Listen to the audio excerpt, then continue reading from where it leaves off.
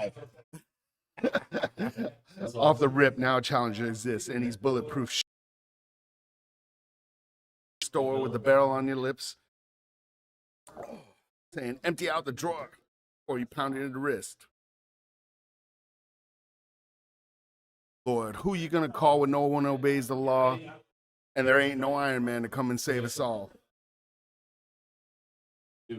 Power to the people and Luke Cage the cause. Oh.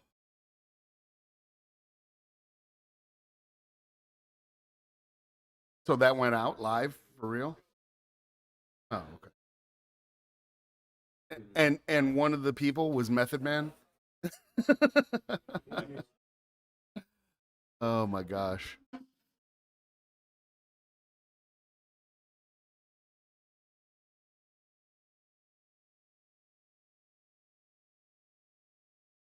All right. We got some people in chat.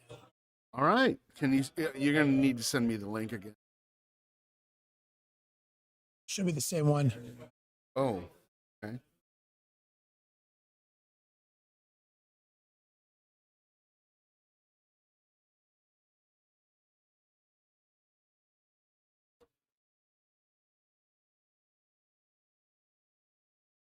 Oh, you emailed it to me.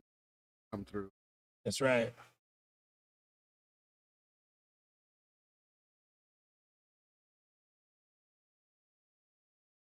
All right. Longest Recoil, Eileenosaurus, my man Ian. We got Garvey in chat. How's it going, everyone? We're live, Bourbon and Bolters, 2026, the inaugural. Here we go. So, I guess the goal tonight is to do a podcast live, boots on the ground. Cletus, what up, brother? It's quiet in here. We got some sick noise gates. Let me kick it over to Mike. Let's test his camera out. Hello, everyone. Oh, that's like right in front of my face. That's okay. You don't need to see my ugly mug. All right. Really blown out, bro. Working on it. Working on it.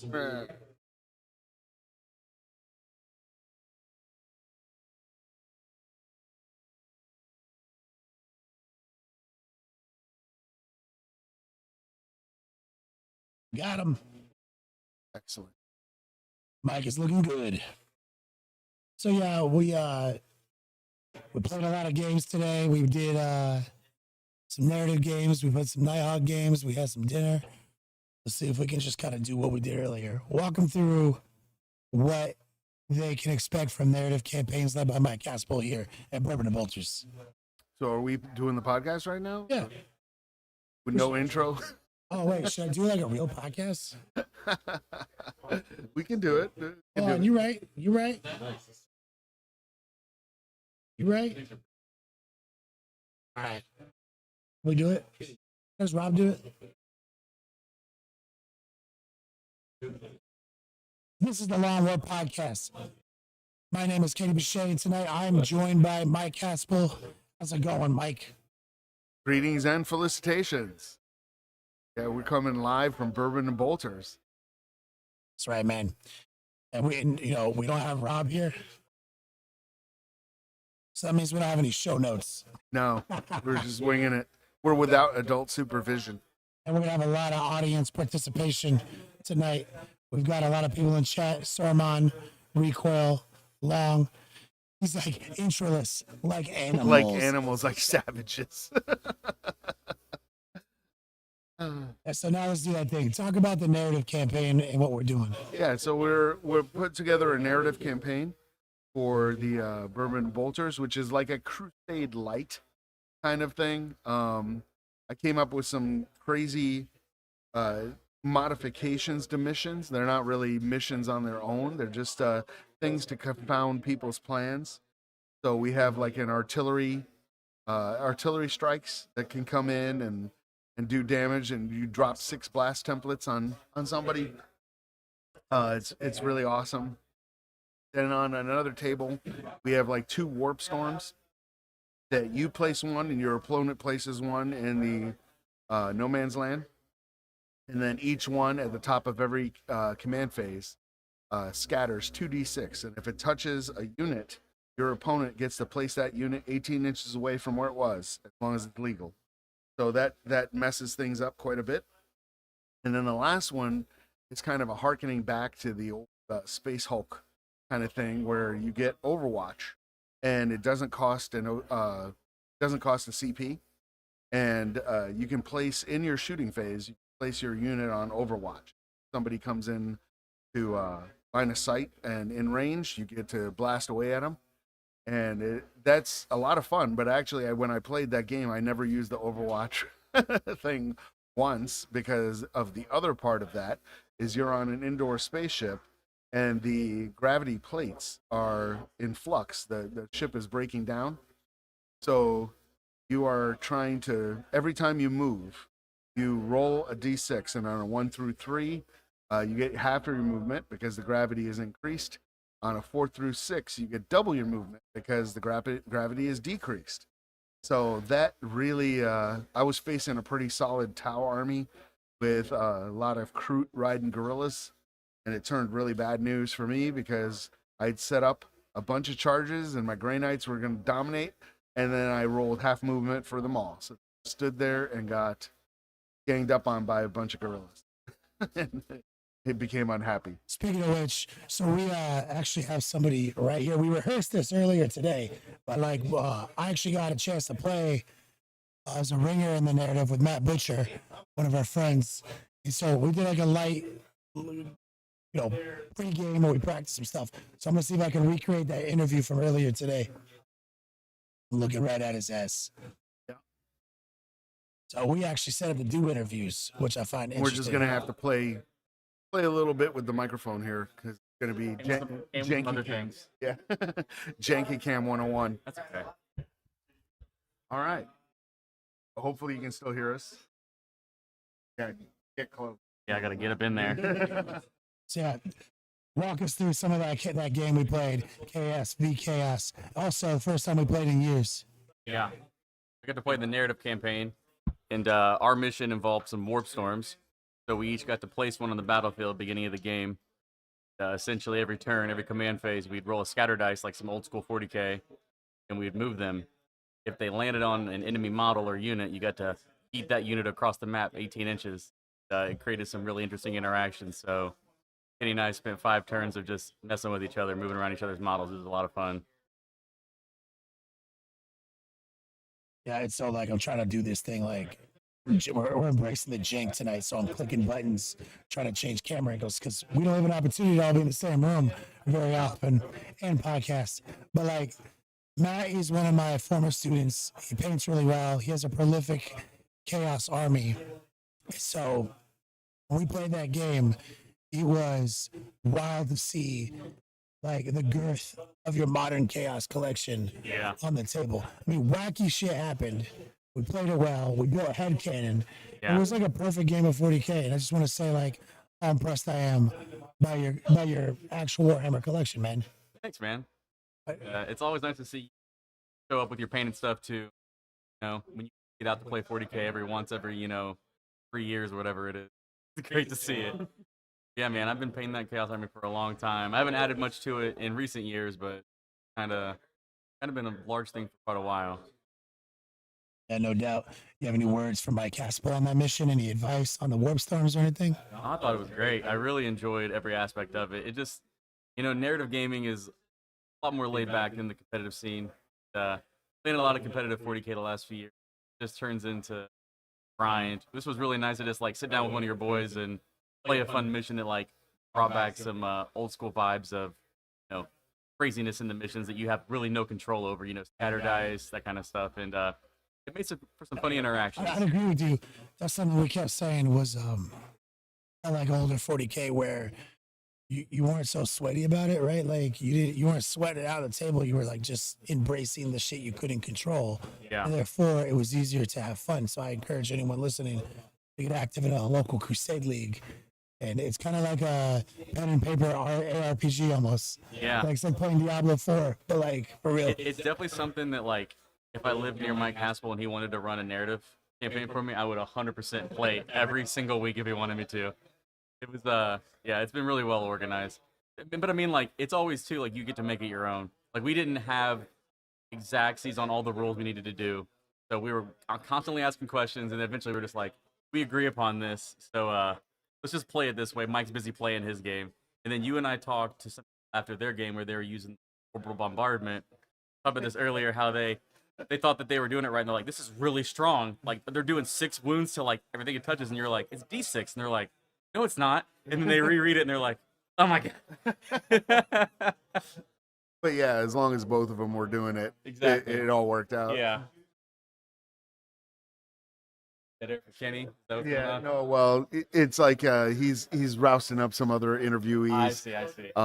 But yeah, one of the funny things that happened is like Kenny had a warpsmith that was like trying to control the warp storm, Yeah. but he couldn't quite do it.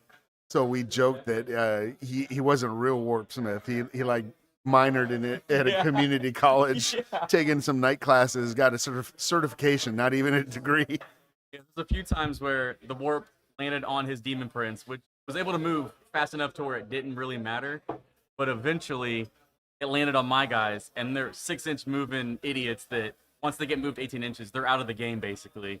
And our headcanon was Kenny was kind of sitting there like Professor X, like holding the warp together with his warpsmith, and then eventually we look over at him. He's in a puddle of urine, just like soiled himself, can't control it anymore. And so, fast forward, Kenny gets points to upgrade, and the first person he upgrades in his campaign is warpsmith. Who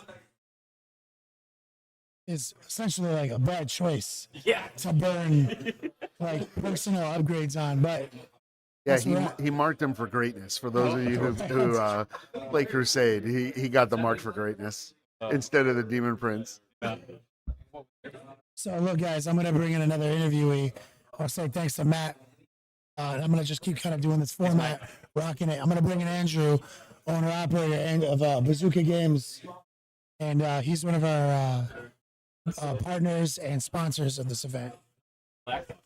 So I'm gonna get him over, set up a Mike Haspel. Yeah. Mike And guys, Haspel will introduce to him. intro, I wish I could show you the video. Like Andrew called me and we did like a FaceTime thing in prep for this, and he wanted to show me what terrain he had. And he walked in his store, which is like in a mall, and he owns 2 of the stores in the mall, right? And it is by far one of the largest game stores I've ever seen outside of like Warhammer World. But not only that, it is a treasure trove of like Warhammer stuff, just miniature stuff. It's one of the tightest game stores I've ever seen. Thank you. I have to say, though, that with that intro, we stand on the shoulders of giants. Because I didn't get here alone. I joke all the time that I work for Jared, my general manager, and I say it every day up at the Westminster store. Like, I work for the staff. I just make sure the bills get paid and the lights stay on. They're the ones that put all that together. And what's crazy about that terrain collection is that it has accumulated a bunch of different gaming communities.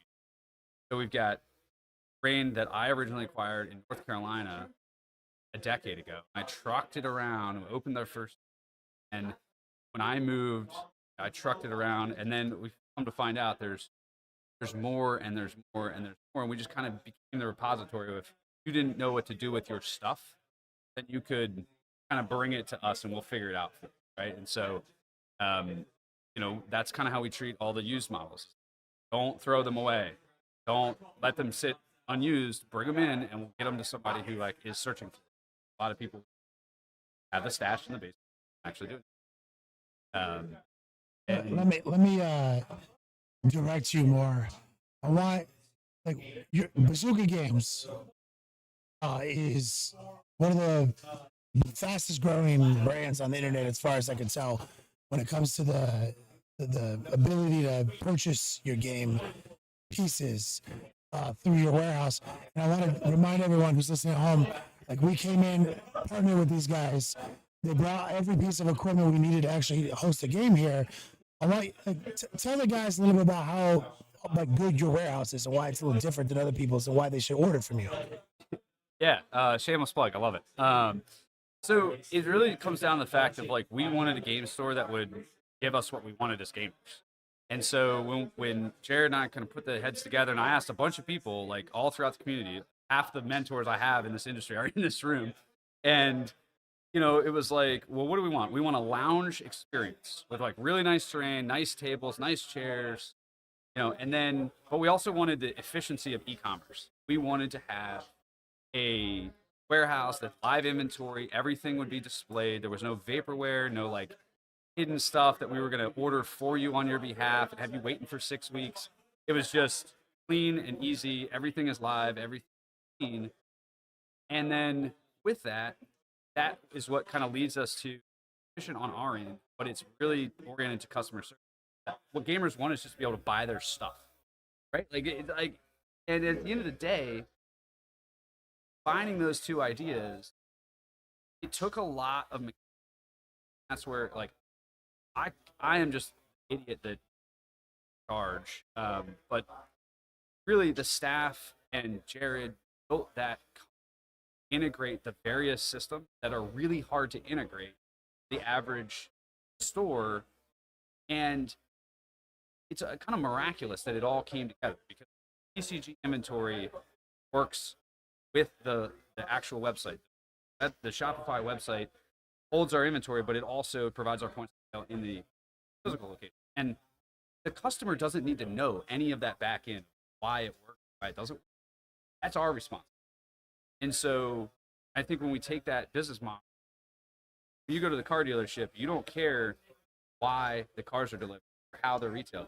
You just care that you're in and out, you get what you want, and they have the car you asked for, and you move on from it. And so as we've grown, we still try to track back to, if I was the customer, what would I want? And if I was the customer, what would I be blown away with? Right? When I walk in and I'm like, I came in looking for the GW paint pot, but these guys provided me Army Painter and Monument. And the first question out of the sales guy's mouth, the clerk's mouth, isn't, are you looking for a paint? It's, how do you paint? And then they go, and this is one of the things that Jared is absolutely great about. When somebody walks in, it's like, hey, how do you hobby? Like, oh, I like this. It's like, okay, this is what we have for that. Here's what I recommend. Here's your pathway. And I've seen it with people that have kind of grown in the hobby. And I think that's what makes it feel like a club, but also really good way to treat your customers. Right? Like when I went to business school, there was like case studies. It was like treat your customer really, really well. And yeah, you're probably going to lose some money and times are going to be tight, but at the end of it, you end up with a fan base that feels served by serving the customer part of all. I think we were joking about Southwest was like notorious for this. It's the example, and then they kind of blew up their business model in order to, I don't know, had some change in leadership. I think the original owner passed away or something. And but that's the idea, is like the hobby industry, that type of. Yeah. And then you mentioned that it's big, literally just from people that had purchases before. And I say a stand on. They did the thing that enables us to. Is like there was a lot of pieces that came together, and doors that opened without necessarily being seen until years later when you go, oh wow, I'm really glad this worked out. And the Westminster space is wild. I mean, it is a 6,500 square foot former CVS on one side of the store. You walk across the hallway of the mall, and there is another 6,000 square foot event center. Mm-hmm. It's like a white box. We can change it to be cards or tabletop, doesn't really matter. And then there's also a former Roy Rogers like fast food joint that we're slowly kind of turning into a tavern of like a kind of a D&D clubhouse. I'll be very blunt. It's where the staff was just hanging out to do their hobby projects, and so we're like trying to make it nice and like let people in. But it's a wild space, and it's a true blessing. And I don't know how long it's going to be until the mall like either jacks up our rent crazy or implodes because of the retail apocalypse. But while we have it, it's awesome. Like we had a 70-person RTT the weekend before I came down. Yeah, here. I was gonna ask you. And we so JC Watts of the 21st Legion, I think is their team name. Don't hate me. And then the guys from the Void Screamers kind of put it together, and they're like the two local clubs near us. And it was like, we had 10 new players and 50 odd people that came out and didn't really advertise. And it's like, but that's a normal weekend at our store, and it's wild. Yeah. When you that's talk to incredible. people across the country, and they just don't have that type of resource. And so it's very like precious to me, and I'm, I invite everybody to come out, hang out, but mostly just, I hope you can just enjoy it with us, because it's a hell of a ride. So yeah, shameless plug back to Kenny. No, that's a Do whatever you want. great interview. Thank you, guys. Apologize to anyone listening at home. Audio is a little all over the place.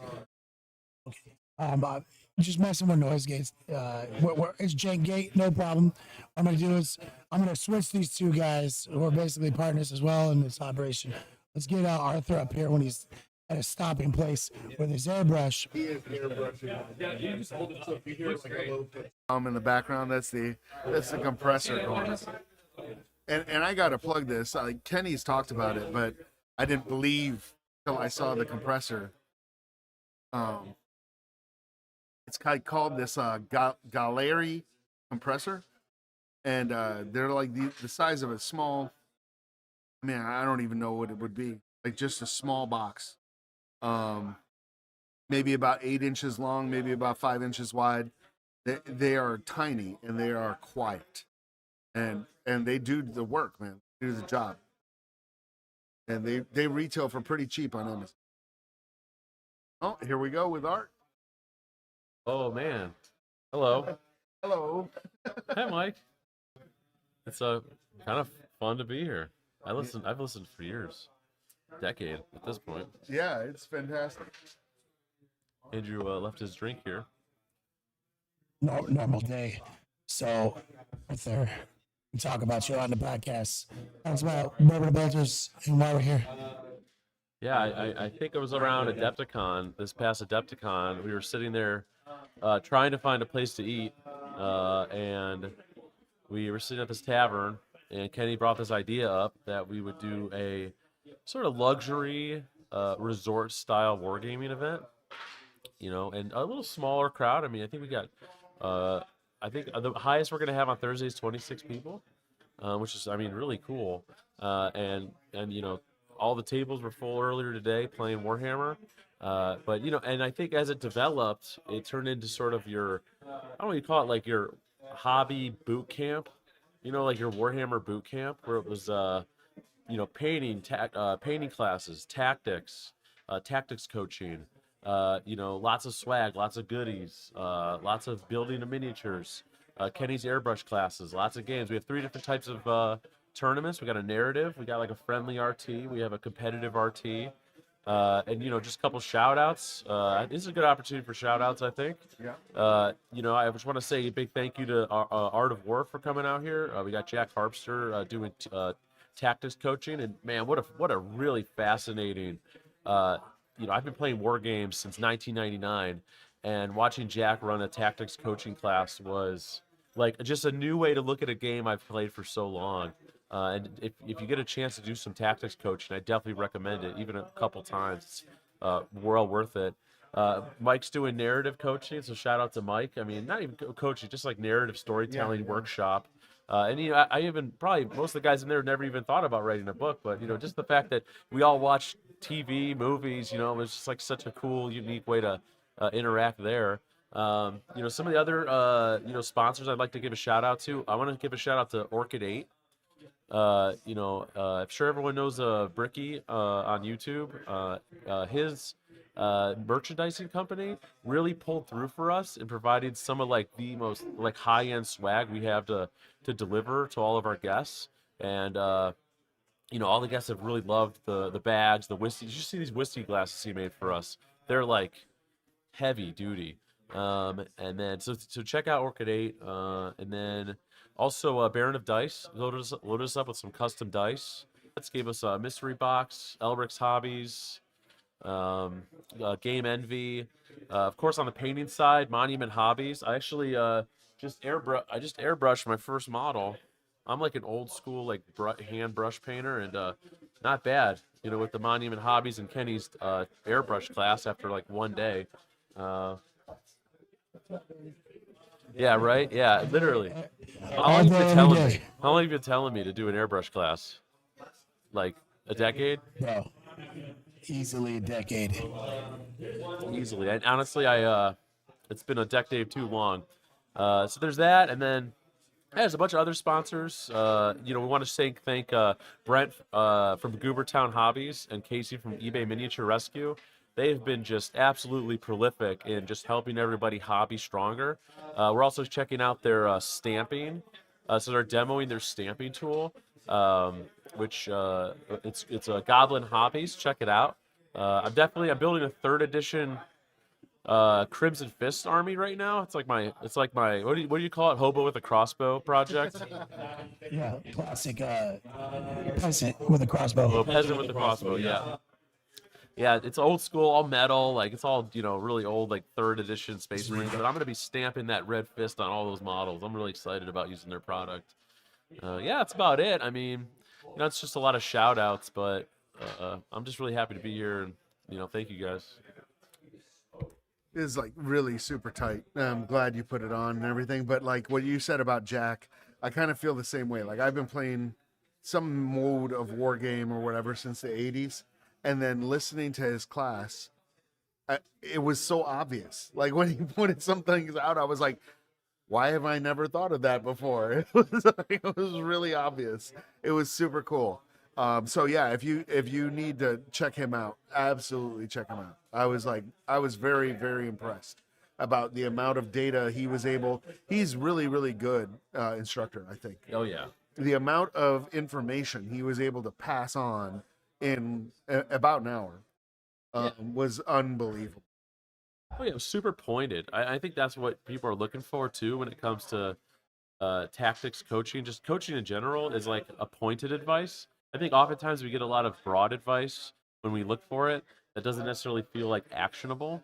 But this was really like it was fundamentals. And I think what was surprising me most about his tactics coaching was it was broad enough to apply to every army. But oftentimes I think when we approach like Warhammer learning, especially on a playing level, we often see it from like a lens of just our little army. Like I'm an Eldar player, like I literally just look at it from my army's lens, but he pointed out these fundamentals that like every single army, no matter who you are, what your list is, needs to really have like down tight in order to be an effective Warhammer 40K player. And that was cool. And what's sad for me is I've been playing Grey Knights since third, and it fundamentally changed the way I'm going to play Grey Knights. I was like, oh, I've been doing it wrong. Yeah, same, yeah. Eldar. I mean, I've played Eldar since third, and I can tell you right now, I've never thought about staging like that, like he talked about. But I also think it's a new edition. We got 11th coming up. Yeah. I'm really excited for that. I'm really excited. So, Arthur, can you do me a favor? Yeah. See if you can track down any one of our guests who wants to be involved in this, who might not be playing. Might get kicked off the podcast. Okay. Yeah, no, I just want to get more people. Yeah, I'm gonna go find a couple more people. Thank you, everybody. Good Thanks. deals. That's Archer. Stargrave. What? That's kicking it back, man. Anybody who's a fan of the podcast knows we bring up Arthur quite a bit. I think we refer to him as the financial CFO of our heart. Yeah. He single-handedly saved my business once. This is super tight, though. It's really a unique kind of experience. I don't think you get another con. It's not a con. It doesn't feel like a con at all. It feels like, hey, if I can be like locked into a place with a bunch of my best friends, all we're gonna do is whatever the hell we want to do, and there's just like the best food you could cater. It's phenomenal. Really good. That's a fact. I easily put on fucking 7 pounds. I mean, Easy. it's all inclusive, right? It's luxury war gaming. We pitched it as ludicrously fancy, Yeah. right? Like really good food, good barbecue, charcuterie boards that you can just graze on all day, and then of course, like we had a bunch of the Hatchet Brewery donated. I don't even know how many cases of beer. It was insane. It's an insane amount of beer. Like I will be amazed if it's gone by the end. I mean, like 1,000 beers, dog. Oh yeah, it's a lot of beer. And then we had Sergeant's Valor bourbon, which is phenomenal. Really good bourbon. I am not drinking that right now, though. I went over to Scotch. Scotch. I love Scotch. You've fulfilled our obligatory Yeah, our obligatory. Will Ferrell moment. Yeah, B-Hawk, they're the official bourbon yeah. now of the Long War as well. All We're gonna right, get well, Jack here he Armstrong comes, here. the Let's man, the let's myth. get some action. Yeah, we were just talking about how you were an excellent teacher, a great instructor on tactics. Thank you very much. I've had a lot of time to do this, and it's always great working in front of a live audience, right? Yeah. Getting live questions, being able to talk about specific people's games that they played, here just earlier that day. Yeah. And I was just joking with Kenny, but it's not entirely a joke. That I was like, I've been playing Grey Knight since 3rd edition, and after your presentation, I was like, oh, I've been doing it wrong. I appreciate that. I mean, we're all looking to get better, right? I'm looking to get better. You're looking to get better. We all are. It was interesting. You also had a presentation. I don't know if you talked about that. No. Okay. But yeah, no, it was interesting. It was good. It's good to talk to people and then, have them want to go out and immediately use the information, in their following game. Some people paused their game part way, came up, listened to it, and they were like, I'm going to use that. No, That's for nice to real. see. There's a dude right now scheming lists right in the little living room area out there, and he's like, I got so much to change in my list right now after that class. Sweet. I got through more than I was anticipating, actually. So tonight I'm going to have to go up and plan out new material I wasn't planning on. So you guys are going to get more than I expected to go through. Oh, it's great. If you can, walk us through some of the things Art of War does and why maybe you chose to be a part of that brand. So, Art of War, it's me and a bunch of my friends, right? Me and Richard Siegler, Nick Navati, John Lennon, Michael Mann, a bunch of people you've probably heard of. We make educational content, entertaining content. We like to think it's a mix of the two. We play games. We teach strategy. If you go to our website, go to our YouTube page. If you liked that sort of class, you're like, damn, I want to see something like that. I do a series similar to that called Jack Theory on our website at thewarroom.vhx.tv or on our YouTube channel. And we also play 3 games a week, between sometimes top tier lists, sometimes fun lists. We go back and forth, but we always have top level competition on our streams and fun games too, because I think that's very important, right? It's very important to have fun games, to have high level games if you can, and just to be very friendly with your opponent and very educational for people who are watching, and we try and have a good time with it. Mm-hmm. Thanks, brother. And I apologize to the audience. I don't know what happened to me. When I went into that theater room for your course, I got like some severe allergies. Like someone must have cats in there, dude. I don't know what it is, but it was still worth it.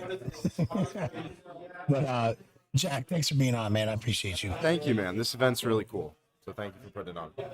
Thank you. So what I'm gonna do is have Mike Casper entertain you guys for a minute while I go get a glass of water. Oh, I'm just left on blast. Okay. Yeah, so I did a presentation earlier too about it was kind of like the inside scoop on how to write very quick stuff. And again, I was encouraging people to write and just to keep a journal or whatever, because AI is going to make us dumb and it's going to keep us dumb. So that was kind of the gist of it, that we need to maintain our human creativity and not license it out to the bots, to the clankers, to the toasters, right? It's like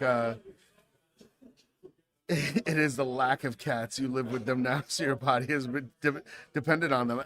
Okay, like fun fact, I think that cats like have some kind of parasite that they make you want to get more cats or something crazy like that. I think I remember. I'm probably making that up. But yeah, one of the things that came up actually was, I'm going to give away some of the secret sauce, but one of the things that came up was we were talking about what lacks in entertainment. Like we've seen a market decline in entertainment from about 5 to 10 years ago. We've seen it across the board, and it's not just like identity politics and stuff like that. And I was talking about a concept called scene and sequel, and a scene is essentially like in just, I'm going to boil it down to the bare basics. A scene would be John Wick entering a room and taking out all the bodyguards. The sequel is John Wick still has to reload and reassess, right? He has to like, hey, I've been shot, I've been wounded. And what's going wrong with entertainment in a lot of today is that they're giving you the scenes, but not the sequel. So you don't get the character building aspect of it. You just get the action, right? You don't get the reflection, you don't get the logic. And so it just looks like characters are going through the motions. So it's the difference between Stranger Things season 1 and Stranger Things season 5 in like kind of cliff notes. But yeah, we've rousted up another victim. Let me jump in for We a got a new second. guest here. Yeah. We're here to fill time. We have one of the most legendary individuals in the scene. Let me just first off shout out to Brett and Casey. Casey just pulled out a lozenger for me. One half of the dream team. I'm back in the game, guys. Now Brett offered me advice as soon as I saw him. What was that advice? Liquor. Yeah, I saw you coughing. You were complaining. I said drink more liquor. And you said you tried that already. And then Casey reaches into his filthy little pockets and he pulls out some Ricola cough drops. And that seems to be doing the trick. So there you have it. Beautiful, Mike. Do you ever watch this guy's content? Yep. I have, and you know me, I'm always looking for a shortcut, something, and not necessarily a shortcut, but something to make the hobby tighter. That, you know what I mean? And it's like, this is the product they have is game changing with their stamping stuff and everything. And yeah, you want to talk about that a little more? Oh, we can do some shilling? Yeah. Hey, team me right up. So we're on our grand tour these days of promoting the Goblin Hobbies stamping kits.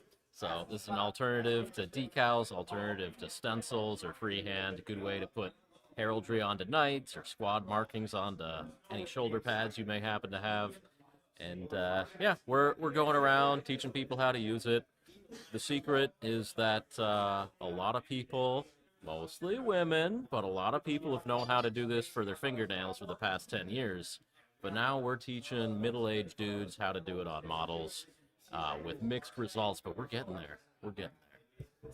Yeah, and I remember a ways back, we had a lady named Kat on, and she was showing us how to use makeup brushes to do blending, and it was game changing. It was eye opening. It was tech that we as guys don't know about. You know what I mean? But women have been using it for decades. We're so far behind, but we are catching up. And I thought it was pretty clever when I had all the nail polish racks mounted to my wall for all my acrylic paints. But hey, that crowd has their own acrylic paints that they put on things, and they have a need of storing many, many, many colors just like we do. So, yeah, storage solutions, racks, brushes, dry brushes, and now stamps for putting cool designs on things. So there you have it. Anybody who's still watching at home, I'm going to go back to the scene on those guys. If you look behind these gentlemen, between them, you can see AC just sitting back there, hobbying out. Look at him back there. Gave me that cough trap. But Brett, are you enjoying yourself this weekend? Very much so. Very much so. So I was told about Bourbon and Bolters. I don't know what to think at first. I thought it was bold, aggressive, insane. I thought this was going to go down in history as, and I quote, Kenny's Fire Festival. A bold, expensive, elaborate and truly audacious plan that would go up in flames and become a historic event in our little world. But we're a couple days in here to Bourbon and Bolters. So far, so good. Walked in the front door and I'm like, wow, this is a real venue. Real food starting to appearing. Real cool folks. No porta potties. No porta potties. No tents. No tents. No one's drowned in the pool or anything. No one's drowned in the hot tub. I don't think there's anyone baked to death out in the sauna. Haven't checked recently, but there you have it. Brett, I oftentimes frame you as the most interesting man in Warhammer through his content. He's genuinely the only guy I watch every minute of the video.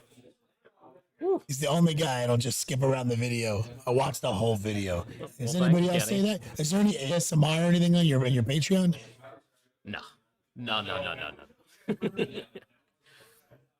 What you see is what you get. If anybody, there's a rare opportunity in chat, from our community, to ask Brett any direct questions. I'm sure that's not something you guys get the opportunity on this side of the internet very often. So feel free to throw any questions at the chat. I'm looking at chat. I'm monitoring. If you don't mind grabbing Casey's ass as well and bring him over so you guys can pull him answer over. together. Yeah. He's like right there. I don't think he can hear us. Yeah, that's kind of funny. That's a special Casey whistle. Yeah, if you guys search, it's funny because like I think Kat, when she did that video, I'm wearing like a 3 Wolf Moon shirt, unironically, I might add, and I think she was like maybe 19 or something, and so it's a while back, but it is on YouTube's. Him down. All right. So we're gonna get in as wide as we can. If we gotta tweak the camera, I will. And we'll get him in there. I got it. The Jane cam. So first question for both of you gentlemen from a man Soromon is, how do you guys feel about the true metallic metal line from Vallejo? Honestly, I haven't tried They it. have a true metallic line. Is Yeah. that just a collection of non-metallic paints that go well together? If you're trying to do true metallic. True sorry. metallic. Yeah, it's like metallic paints that do the same thing. All right. So In I the have same not. order. I have not tried the new true metallic Yeah. paints from Vallejo. I will say that every other metallic paint that Vallejo makes is pretty dang good. That's so I've got high expectations. Yeah, I've seen it like implemented, and I think it's a really cool idea.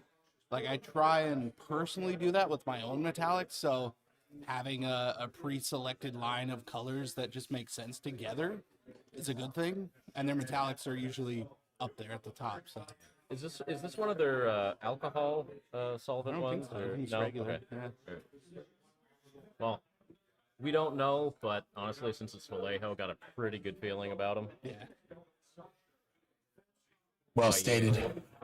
There's three of those Spanish sounds in there. Yeah. Oh. Us Americans normally cut out a couple of them. There's also a we like city, we like like, do one of them correctly. and near then me we go that the other everyone two. just says Vallejo, even though it's not. So it's like, it's whatever. I don't know. Close enough. Yeah. Yeah, people are confirming that it's acrylic paint. Yeah. And Cannon Painting says that Vallejo Silver's OPAF. Yeah. Yeah.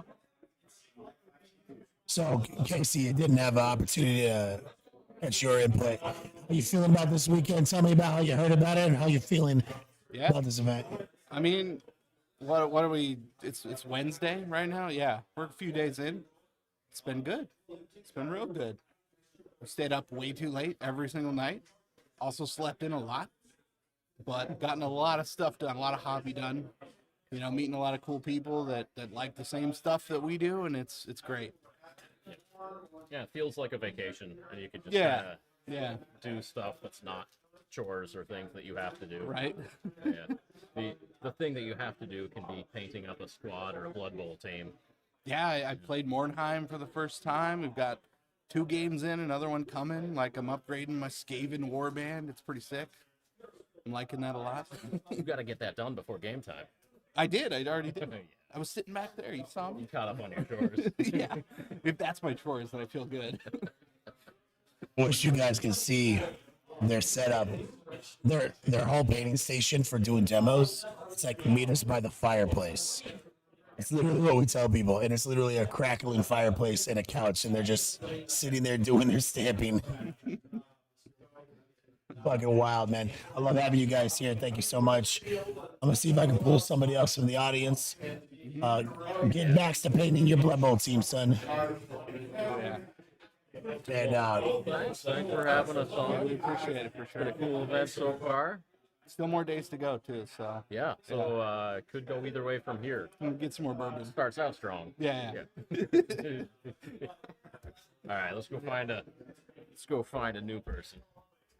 Someone cool. Find someone cool. And John Patrick, I feel you about SHOT Show, man. I feel you.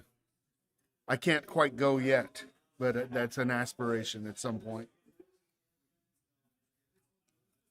yeah, so I'm having a blast, Mike, and Yeah. I've done more hobby and And Tara Quinn's asking about the gorgeous Custodes infantry sculpts. To be very honest, this was my reaction. I didn't look at them because I have old Custodes sculpts. When Horus Heresy came out, that is the army that I went, I can play Custodes and I can play them in 40K. So I bought into stuff, but I didn't realize that the new sculpts, like I kind of blew it off when it dropped. But then people are telling me these are new sculpts, and they're like bigger too. They're scaled correctly, and so I need to go back and look at them because I didn't. I kind of, like I said, I just kind of blew them off when they came out. I was like, nah, Custodes, whatever. I still have some that are not painted, so. But yeah, I'll have to go back and reassess. well said. And nothing crazy has happened yet. So somebody somebody earlier, asked, yeah, what's somebody asked, crazy? like the craziest thing that happened is I was in full-on zombie mode playing Mordheim. Now, get this, right? So I send this out to Rob Coach. He's the owner of Gamers Haven. So I send him out. I go, hey, check this out. I fell into a game of Mordheim, right? And he immediately answers back, one does not just fall into a game of Mordheim. And it's like, yeah, it is. Like, it's Mordheim, man. It's like, are people even still playing that? And the answer is, yes, they are. No, actually, I want to say like 10 minutes before you started playing a game of Mordheim, you're like, fucking Arthur wants me to play a game of Mordheim. I don't want to do that shit. I'm just trying to chill and drink. And Yeah. Then I heard the unmistakable laugh of Mike Haspel in the corner. Like, literally 10 minutes later, playing the shit out of Mordheim. Out of Mordheim. But then that game ended poorly for me because I was drained. I was falling asleep. They were just telling me like, "Hey, you need to roll," and I'm like, "Okay, I will roll." But I was kind of out. It was fucking hilarious to watch. But I'm trying to think of anything crazy. I guess the only crazy thing we have is apparently we're supposed to have a bad weather system rolling Saturday or some shit. So that's the talk of the town right now. He's navigating a northeastern blizzard. So, hey, maybe we'll just keep this event going for another week. Yeah. Don't tell my wife. She's in chat, by the way. But yeah, I feel like we're doing a best job we can. No real commentary on the evening. Oh, you did a storytelling class. Yeah. I covered it a little bit just on some of the stuff we were talking about. We were trying to fix. I was trying to explain how the modern storytellers weren't using the sequel side of scene and sequel to build character, and so the characters just go about their motions because the plot tells them to, right? Not because they're actually motivated. And an example I used was the Rey and Han Solo scene where in The Force Awakens, where she bypasses the compressor and kind of shows up Han Solo, and it's like, and it's Han's ship. We all know Han is, the original G, and it's the Millennium Falcon. So Han knows every screw, every bolt, everything on there, and it's all jury rigged, and he did it, right? So for Rey to show him up, it's like a slap in the face, and it hit fans in the wrong way. And how they could have easily fixed that was, instead of having Rey live in a kind of rusted out, bombed out AT-AT and be scavenging for parts, we would show that she's living in some kind of an enclosed space, right? And at first we don't realize what it is, but as the story goes on, you realize it's some kind of spaceship. And you still don't know what it is. But then when she's scavenging for parts, not just to trade for food, she's repairing something. She's looking for specific parts. And so there are some parts that she will trade for food and some parts that she won't. And when she doesn't trade those parts, people attack her. And we can see that she knows how to fight with, say, a staff or something like that, because she's had to defend herself to keep these parts. And then as the movie develops and she meets Finn and everything like that, and Finn's like, hey, we got to get out of here. The First Order is coming after us. She could say, I have a ship. I'm a pilot. I know how to fly this thing. Let's take the ship. So then you get the big reveal that he's like, where's your ship? And she points and goes, oh, it's that. And you whip pan over and it's the Millennium Falcon. And then you can have a callback where Finn says, that's your ship. You're braver than I thought, echoing Princess Leia, of course. And then when she gets in there, and the TIE fighters come after her and she knows how to fly the ship, and because it's her hot rod. And then she's not recreating stuff that Lando Calrissian, it took Lando an entire lifetime to be able to pilot the Falcon that way, but she could do it like right out of the box. Well, now we know why she could do it right out of the box. It's her hot rod that she's restoring. And then later, when she meets Han Solo, she shows up Han, not because she's better than him or smarter than him, but because she rewired the entire Millennium Falcon because she couldn't reach the controls. She's smaller than Han. So when she goes to reach for, when he goes to reach to bypass the compressor, she can go ahead and bypass it because she knows that it's not necessary. She's the one who put it in there and scavenged that part. It was sketchy to begin with. So I was just doing a little development, showing how sometimes why I'm frustrated with modern storytelling, because they won't do the work. They're creating content and not telling stories. But yeah, that was the crux of. It was well received by many. I saw some people come out of your storytelling seminar teary-eyed. Oh even. wow, yeah. Over Star Wars is wild. Recoil, Kara, Quinn, and Shat, Eileen, John Patrick, the usual suspects. Yeah. So I mean, this is a pretty good point to end it. I think that you just told the best story I've ever heard. We've almost done an hour. Oh wow. I think that we got a D&D one shot, right? Yeah, well, it's not D&D, but it is a role-playing game that we're going to do. One shot, End of the World. The old, I think Fantasy Flight Games made that. So. I'm excited for that. I'm going to get in on that if there's openings. So let's do our normal thing, guys. It's the Long War. You can support us on Patreon if you want. But let's get Mike Caspel to take us out live from Bourbon and Bolters with a classic Mike Caspel quote. Colosseum.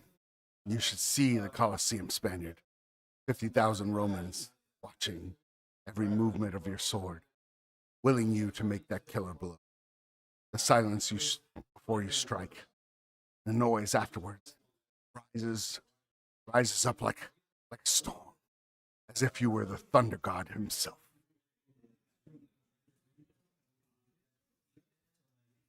Dope. All right, I'm just gonna end it, guys. I don't have the bandwidth to laptop control my way into a series of raids with no mouse. Yeah. So thanks. Hopefully I might pop on live 1 or 2 more times throughout the week. Haspel, I think, leaves in the morning. I do, yeah. Unfortunately, day job's killing me. Oh, I'm so sorry. Yeah.